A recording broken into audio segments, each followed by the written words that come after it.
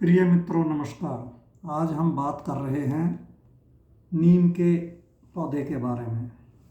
नीम का पेड़ एक बहुत ही जाना माना औषधीय वृक्ष है और इसकी पत्तियों को खाना चबाना बहुत स्वास्थ्य के लिए लाभकारी बताया गया है। आयुर्वेद में नीम मुख्य औषधीय वृक्षों में सिरमौर माना गया है।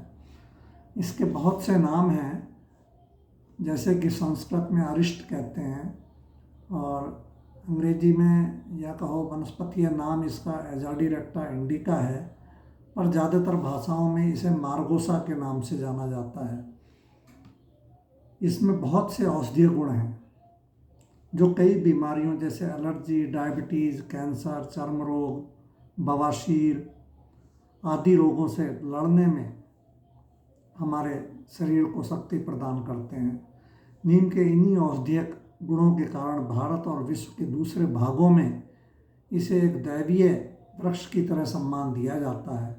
भले ही इसकी पूजा ना होती हो, परंतु यह पूजनीय पौधा माना जाता है। कहते हैं एक बार हकीम लुकमान ने अपने एक शिष्य को चरक ऋषि के पास एक पत्र देकर भेजा और उससे कहा कि रास्ते में जाते हुए तुम जहाँ भी रुको, इमली के पेड़ के नीचे सोना और वहीं रुकना। और जब वो चरक के पास पहुँचे तो उस वक्त उस पत्रवाहक के शरीर में कोढ़ उत्पन्न हो चुका था और वो बहुत बुरी हालत में था। उसने चरक ऋषि को अपना पत्र दिया। पत्र में चरक ऋषि ने कुछ नहीं पाया और चरक ऋषि को समझते हुए देर नहीं लगी कि लुकमान हकीम ने उन्हें क्यों उनके पास भेजा है, और उन्होंने उससे पूरी कहानी सुनी। उसने बताया कि वह इमली के पेड़ के नीचे सोता हुआ आया है। लुकमान हकीम ने भी उसे एक पत्र दिया और कहा कि जाओ, तुम सही हो जाओगे, पर जाते हुए तुम जहाँ भी रुकोगे अब नीम के पेड़ के नीचे सोते हुए जाना है या रुकते हुए जाना है। और इस तरह जब वो लुकमान हकीम के पास पहुंचा, लुकमान हकीम उसके स्वस्थ शरीर को देखकर हैरान रह गए और उन्होंने कहा, माशा अल्लाह, नीम भी क्या चीज़ है। पूर्व में प्रकाशित शोधों से विदित होता है कि नीम की पत्तियाँ और टहनियाँ और इसके बीजों में बहुत से औषधीय गुण हैं। इसकी छाल भी बहुत लाभदायक है, जिसमें विषाणुनाशक, कीटाणुनाशक, जीवाणुनाशक, कीटनाशक, कर्क रोग नाशक तत्व बहुतायत में पाए जाते हैं। इससे बहुत सी व्याधियों का उपचार किया जा सकता है। कहते हैं कि नीम की कोमल पत्तियां चबाने से आपको मुख और दांतों के रोग के साथ ही डायबिटीज और कैंसर जैसे रोगों से मुक्ति मिल जाती है। बहुत से वैज्ञानिक आविष्कारों के बाद बार बार नीम के गुणों ने मनुष्य को चमत्कृत किया है और आज भी नीम की महत्ता बरकरार है।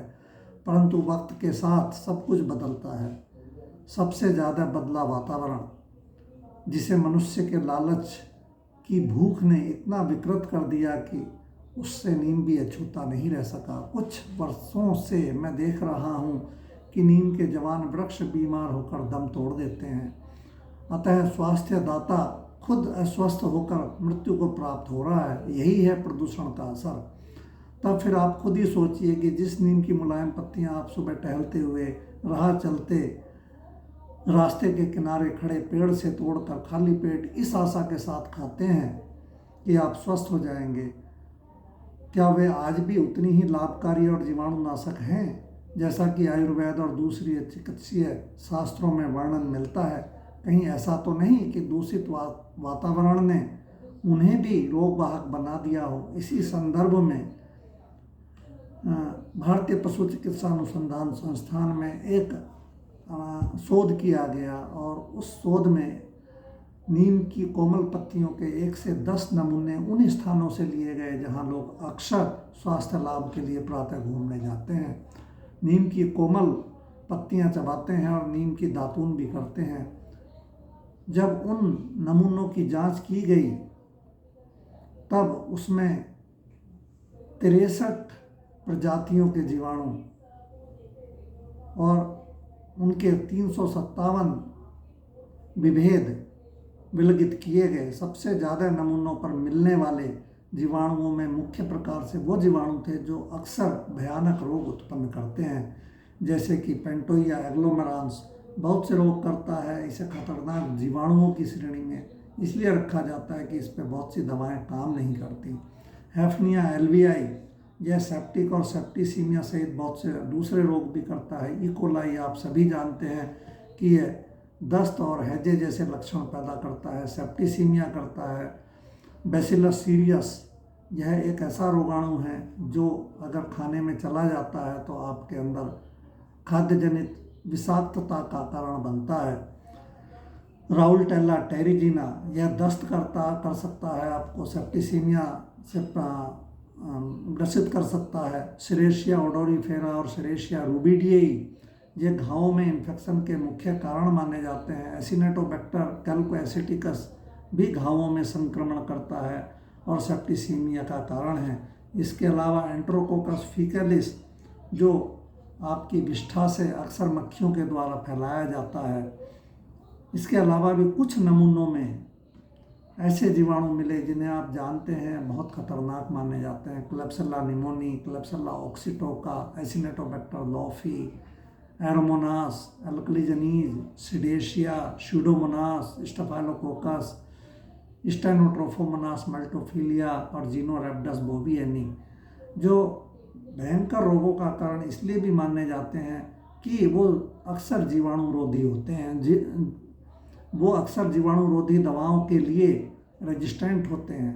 नीम की पत्तियों पर पाए गए लगभग 70% जीवाणु पेनिसिलिन और सिफेलोस्पोरिन समूह की दवाओं के लिए प्रतिरोधी थे। यही दवाएं मुख्य तौर से ज़्यादातर चिकित्सक अपने मरीजों को लिखते हैं। 26 नीम की पत्तियों के नमूनों पर सुपरबग प्रजाति के जीवाणु मिले, अर्थात जिन पर कोई भी दवा असरकारक नहीं होती और इनसे होने वाला इन्फेक्शन अक्सर मौत का पैगाम लेकर आता है। इन स्वास्थ्य के लिए हानिकारक और अति हानिकारक जीवाणुओं के रहते नीम की कोमल पत्तियों को बिना निर्दूषित किए चबाना आपको कभी भी महंगा पड़ सकता है। ऐसा नहीं है कि नीम की पत्तियों पर सिर्फ मनुष्यों के रोगाणु ही उपस्थित थे। उनमें 17 नमूनों में पौधों के लिए रोगकारक इर्विनिया समूह के जीवाणु भी पाए गए जो किसी भी वृक्ष को हमेशा के लिए मौत की नींद सुला सकते हैं। परंतु अध्ययन में एक तथ्य यह भी उजागर हुआ कि 110 में से 5 नीम की पत्तियों के नमूनों पर स्वास्थ्यवर्धक प्रोबायोटिक बैक्टीरिया भी थे। परंतु आप इतने छोटे से फायदे के लिए ये कैसे कर सकते हैं कि आप इतना बड़ा खतरा उठाने के लिए तैयार हो जाएं, जिससे आपको बहुत सारी बीमारियां और उनमें से कोई भी बीमारी खास तौर से उस वक्त लग सकती है जब उसके लिए कोई दवा असरदार नहीं होगी। अतः सभी नीम की पत्तियां चबाने और खाने वाले लोगों से अनुरोध है कि वे नीम की पत्तियां पेड़ों से तोड़कर सीधे ना प्रयोग करें, परंतु उन्हें प्रयोग करना यदि वास्तव में आवश्यक है, यदि आपका वैद्य कहता है तो उसे निर्दूषित करके ही प्रयोग करें। नीम की पत्तियों को आप कैसे निर्दूषित कर सकते हैं और फिर कैसे प्रयोग कर सकते हैं? आप जानते हैं कि पानी से धोने से धूल तो हट जाती है परंतु जीवाणु नहीं हटते।